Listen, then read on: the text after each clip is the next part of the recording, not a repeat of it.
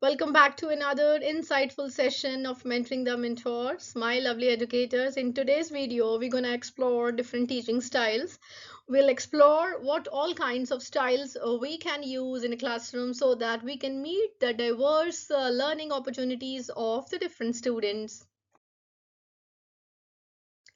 When selecting a teaching style, we need to consider various factors like subject matter, classroom setting, and even student needs, right? Because these are the important factors which we need to consider so that we will be able to cater the needs of diverse learning styles, right? So a combination maybe of different styles can be used, but today let's explore different styles as they have mentioned in front of you on the screen. First of all, we will be talking about authoritarian, and then we will talk about demonstrator, facilitator, delegator, and hybrid. We will be talking about these 5 teaching styles.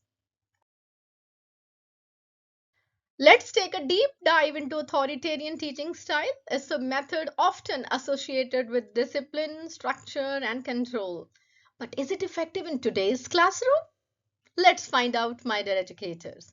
This authoritarian teaching style, or maybe we can talk about the lecture method, it is based on strict discipline and control. The teacher is a sole authority in the classroom. Instructions are given, rules are enforced, and students are expected to follow them without questioning. It follows teacher-centered approach where the focus is on obedience, rote learning, and minimal student participation. As you can read a few points related to it on the screen, the teacher holds absolute authority, and the focus is on discipline and structure. Limited student engagement is there, and more emphasis is put on strict rule and consequences. Now let's talk about the characteristics of an authoritarian teacher. A teacher with authoritarian style, you may say. First of all, we talk about strict discipline. The rules are non-negotiable. Then minimal flexibility is there. Lesson plans, they follow a rigid structure. And only one-way communication is preferred where teacher speaks and students, they listen. They are the passive listener.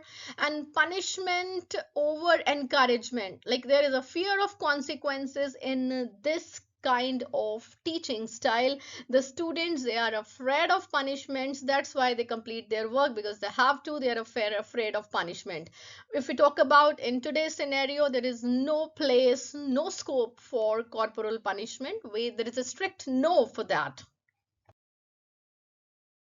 Just have a look at the picture.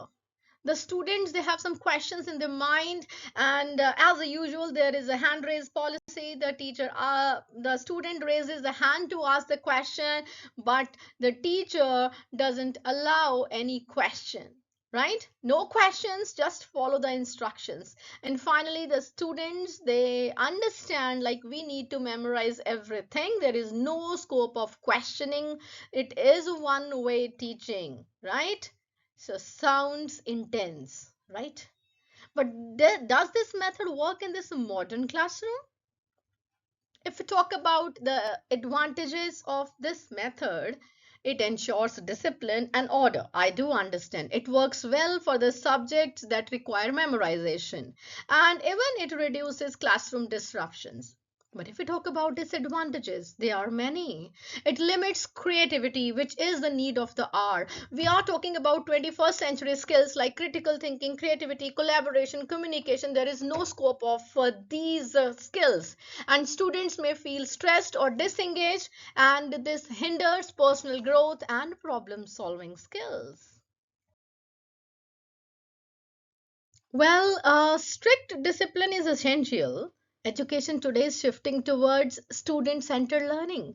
The authoritarian approach may work in specific situations, so maybe military training, maybe highly structured environments, but it often limits creativity and engagement in the regular classroom.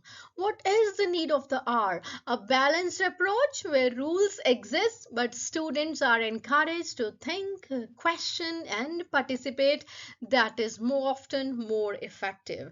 And even I would suggest, while framing the rules, Students should be a part of that. Students should be able to frame the rules, the grind rules, the ground rules, the essential agreements to be created by the students. Talk about the key takeaways. Authoritarian teaching, it focuses on control and discipline. It can be effective for the structure, but it limits creativity, no scope of 21st century skills. Modern classrooms benefit more from a balanced approach. So, my dear educators, what do you think?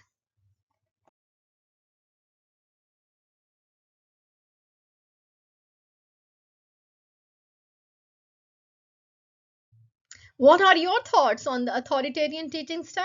Have you experienced this as a teacher or maybe as a student? Let's discuss in the comments. Don't forget to like, subscribe, and share for more insightful videos on teaching method. Until next time, keep inspiring, keep teaching. Have a nice day.